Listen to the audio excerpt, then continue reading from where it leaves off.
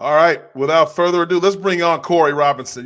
We got to have three guys on here. Otis is busy doing, the work of the children of Michigan State athletics. But Corey Robinson for 247 Sports joins This is Sparta MSU. Welcome back to the show, Corey. Hey, thanks for having me, guys. Always a pleasure to come on, and we always have fun with it. And I'll try and pick up some of Otis's slack tonight for you guys. We need it. We gotta have it. All right. Look, James Wynn calling you the GOAT. He's here. Everybody, welcome, Corey. so shoot, look, we got to get right into this, right? So in the wake of the Mel Tucker situation, people want to know, inquiring minds want to know, first, at the 2024 recruiting class, I know that you have relationships with these families, the recruits. What are you hearing on the streets? Yeah, I mean, it's gonna be tough just because you're being out there hanging a little bit, and Michigan State coaches, usually when you're recruiting a kid, you're recruiting the school, you're recruiting you, and all of that stuff, where now you can't really necessarily recruit yourself because you don't know that you're going to be there. But you give credit to Michigan State's coaches, they're recruiting for the university right now, and if they do keep their job, then great, but they're just coaching, just like it's normal, with a little bit of a change up, saying, hey, be patient with us. They'll get a guy in here. Michigan State's still Michigan State, so I think maybe they've turned like their attention or their how they recruit a little bit more about, hey, come play for me, over to, hey, come play for Michigan State, because there's still a lot of good things at Michigan State. They have the new facility that I think will be wrapped up sometime in October, November. So all of the guys that come in will have a brand new facility, which is state of the art.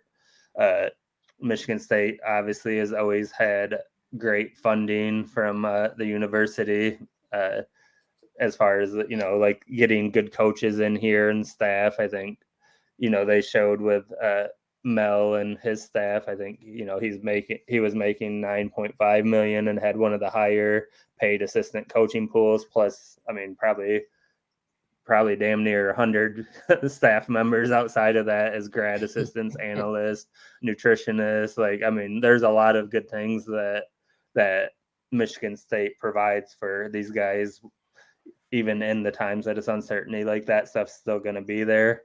So, yeah, I mean, it's tough, though, because you have other schools reaching out to them, and they have something that's set. Like, they know who their coach is going to be, most likely outside. At least I feel like it's set right now. Coaches always change on a dime, but, who your position coach is going to be, who your head coach is going to be. So, that's a major disadvantage for Michigan State to have to face that so early, because these coaches aren't just, holding on for a month until there's a new coach. Like, this happened before game 3 of the season. So you got to go the entire season basically until probably December when they name a coach. So that's a tough spot. So definitely, if there's a lot of sharks in water with the recruits, which, I mean, Michigan State would be the same if it was someone else. So that's just the nature of the beast. So you got, Andrew Dennis, the 4-star offensive lineman from Mount Pleasant. He's picking up offers, like multiple offers a day, it seems like, since the Mel Tucker stuff broke. And he'll be visiting Illinois this weekend, and he'll go see some places. I think with Michigan State, like, obviously they're not in an ideal situation with anybody, but with him, I guess what you can hang on to is he's a guy that's been to campus so many times that he's like formed a relationship with the current players. So maybe you can see something where for him it becomes the current players that are going to stick around, and they know they're going to stay around. Maybe they start recruiting them and saying, hey, this is still Michigan State. This is still what you came for, even with the uncertainty. But then Nick Marsh, obviously everybody's reaching out to him.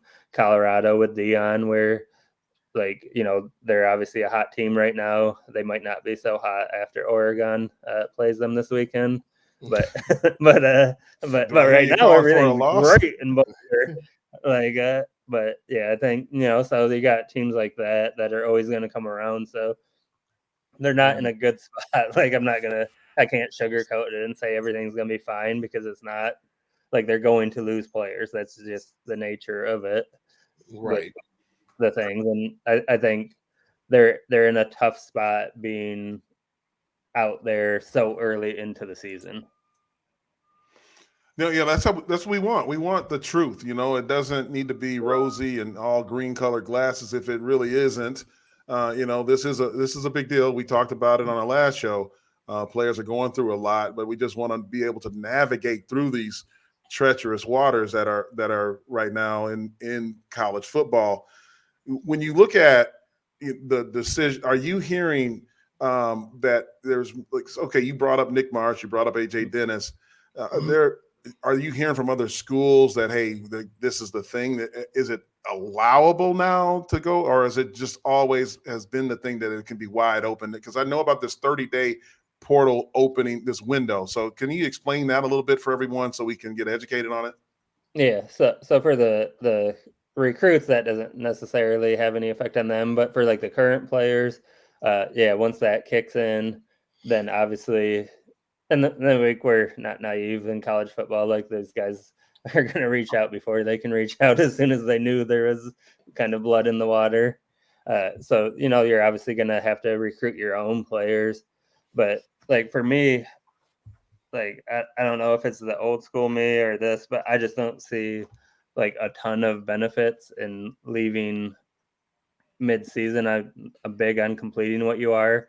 And then, as far as if you transfer, you're not going to play at the other school this year anyways, this week far into it, and getting into the middle of a semester academically, all that stuff. So to me, I put tape out there. Like, I get it. Like, if you want to, preserve your red shirt, if you have one left, then sure, that's your choice or whatever. But I'm big on finishing your circles. So hopefully, I guess, their position coaches are all there, everything. So that doesn't change. Like, yes, Mel Tucker's gone, but a lot of these guys committed to Michigan State because of the position coach and the relationship they had with them, and those guys are still here. So I'd like to see, a lot of those guys finish it, just because, like I said, there's not a ton of benefit in leaving in this window. And then, also, I think it's big. Like, you're a parent, Jason, I'm a parent of like teenagers, where like I'd like to think that everyone wants to make the decision without the emotion involved. So like, you go play this season, it's December, and you still want to leave, then great. That was the right decision. You didn't make it emotionally. So it'll be interesting to see how the coaches can pull it together. And I think this is a big week for them on the field and off it, because if they were to hang an egg against Maryland, that's game 4 in the season. So some of those guys that do have the ability to redshirt, maybe they pull out and hit their redshirt just to preserve that. So it'll be definitely interesting to see how it goes. I think you're always going to have people leave in these situations when there's the coaching change. There's no way around that. But if they can hang on to the vast majority of those guys and go out and just finish strong in the season and see where you want to go in December, I think that's the advice I would give my son if he was at Michigan State or Maryland or any school in the country, is just finish what you started with your teammates and your coaches that are here, because there's still a couple hundred really good people in that building that you came here for. So we'll see how it goes this weekend, and I think that will play a huge factor on what we see as far as guys transferring out or whether they stay and complete their circle. So yeah, definitely it's not, it's uncharted territory. It's not often that you see a coaching change between week 2 and week 3 of a season. So we're kind of learning together, honestly, what's going to happen. Right. Absolutely. All this stuff's crazy. And to your point, you drew some very good points there, Corey. And you talked about finishing your circle. And also, too, some of these guys that don't have the red shirt and, they may be in their sophomore season, they're that unknown, still play this. You got to put film out there. Yeah, you have to put film out. And the film that you want out there is not that Washington film. from last week. That you're on someone else's highlight. So, stay the course, and be part of something. Be that foundation too, because no matter what happens now, and that's the same thing Coach D'Antonio told us, when he came in, you guys that are here, you are building that foundation to what's happening, especially those seniors that are on the team, building the foundation for what the next 10 years of Spartan football will be, and so that is something that's really interesting. And I'm fortunate, when those guys were out there for the Rose Bowl celebration, and Coach D, he's there, he's on the sideline, he's like, it started with you guys, building that foundation there. So keep that in mind for these players that are still there. And also too, we're 2-1. People, that loss, people think to forget that we still have a winning record. The Big Ten season is still here. Anything can happen. I know, we're still, all our goals are still ahead of us. Yeah, and to jump in real quick, and before you talk, Jason, is that's the thing is the coaches can't sell that they're back because they don't know that. But Michigan State's fan base and that atmosphere, that sells. Right. That, and maybe it's a 25 or 26 recruit, right? He's got plenty of time to get recruited by the new staff. Mm-hmm. But what he's going to remember is the facilities, the campus, and the atmosphere. Mm-hmm. So that's where the fans, you have to step up where, you lose being able to say, I'm going to be your coach. That might not be the thing, but they will remember the atmosphere that you guys made on Saturdays there. Absolutely. I mean, you brought up a lot of great points, and Corey, for a second, I just want to kind of revisit some of the things you said just to be able to get some clarity on them. And you talked about transferring mid-year. So the rule is when a coach leaves, resigns, or is fired, whatever it is, then the transfer portal will open up and be allowed. You are allowed to enter the portal. But is that what if you've already transferred to Michigan State in this scenario? Yeah, so from what I've gathered is if you have a transfer already, then this window doesn't open for you. So that's a caveat that was kind of new. I heard that today too. And I'm like, all right. And it makes sense because you can't, it's the same rules. You can't just have guys jumping all over the place, and the NCAA is wild enough. So that's definitely a layer. So you look at the guys that transferred to Michigan State, like they would have to sit. So, and now, if you haven't transferred yet, you're at Michigan State, you haven't used a transfer, are you eligible to play? I've heard a lot of smoke that guys could leave and then be eligible to play right away. Is that true? What I've gathered from everyone I talked to, just from the educational part, because they are student athetes, is you can't just don't forget that part. Yeah, you can't just go in mid-year and do a semester at another university. There's credit transfers and all of that stuff that come into play. So, and then I mean, besides the obvious, you guys both played football at Power 5 level. You know how much it is. You don't just this isn't like the NFL trade deadline. You don't just show up and play. You don't know the playbook. You don't know all this stuff. That's a tough ask to, even if you were academically able to do it. That's a lot for a college kid to pick up everything he knew, move over to another campus, and then just go play like what they're doing out there, and that you're accustomed to that, or so yeah, that definitely would be tough even if you could do it. Yeah, and my question to it as well too is and there's a question for everyone in here. It's if you're Michigan State and you have a guy that comes up to you and say, hey, I want to I'm transferring, I'm hitting that portal, I don't want to play. Now, Michigan State, do you be like, okay, you can do it, but you're not going to be able to use our weight room to train? Yeah. Those are some of the things to keep in mind as well. You can't just say you're going to be doing this, but you're not going to be coming in and get bigger, stronger, faster to go somewhere else. Yeah. On us. Yeah, and that's what I heard people bring up, well, they could go sit there and they go work with their trainer. I'm like, their trainer's not a college staff. Right. They still have to go to classes. That's not the same, and you still have to go to classes. You still reps are reps. whether you play or it's in practice, you're getting reps, you're getting better. Mm. So like for me, like just looking at it without the emotion involved into the decision, like to me, it just doesn't make sense to leave before the end of the season. Like I get it. Like if you want to, like maybe, you know, because we know that people promise money for NIL stuff or whatever. And yeah, if the guy's getting some like a good amount to say, hey, just sit this out, then yeah, that's different. But I don't know how many people necessarily fall into that category off of that Washington film. But I mean, so Right, 'cause like you're bringing there's up a the lot of point. wrinkles that we don't know. But yeah, like there's not a lot of wrinkles that make sense from the outside looking in. So you're bringing up that red shirt point that let's sit out to preserve a year, right? So to explain to the viewers and listeners out there, a year is not a year until you've played in 5 games, correct? Yes. Yeah. Five games. So you know, when this suspension happened, Corey, this was the end of week 2 going into week 3, the suspension of Mel Tucker. And we were all, you know, obviously trying to figure out, and, you know, as the dust is settling, trying to make heads or tails of things. But we were told there's a hearing in October, which, you know, that's after week 6 of the season. Yeah.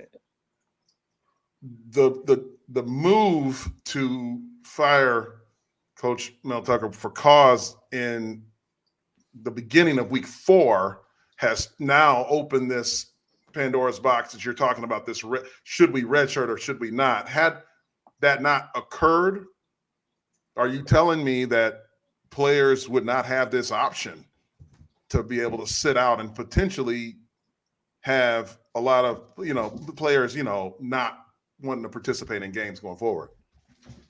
Yeah, definitely. And that was something that I saw like online with some people that are on the outside, where they were saying, oh, it's convenient that the hearing, you know, they literally knew nothing about the timing and that it was set up way ahead of time before anybody even knew he was getting suspended.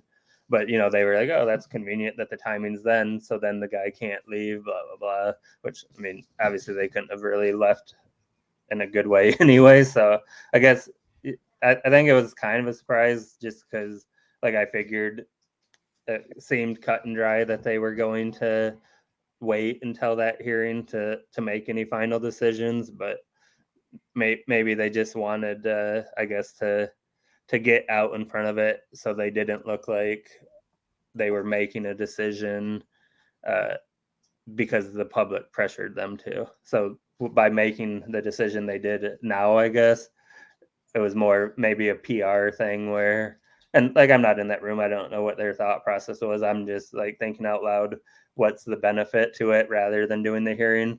And the only thing that really popped into my head was that it shows that the Michigan State people want to get out and ahead of it and not just make every move because it became public or because the public pressured them to do something, like we saw at Northwestern, where it kind of just took on a life of its own. And it seemed like maybe the public kind of made the decisions for Northwestern in a way. Mm. Yeah, you're talking about Pat Fitzgerald with the, you know, hazing scandal there, that, you know, there was a suspension granted to him behind, you know, there was an investigation, a suspension, and then boom, out of the blue, an anonymous player comes forward and it caught fire. And next thing you know, Pat Fitzgerald is no longer the head coach there, and they're scrambling as well.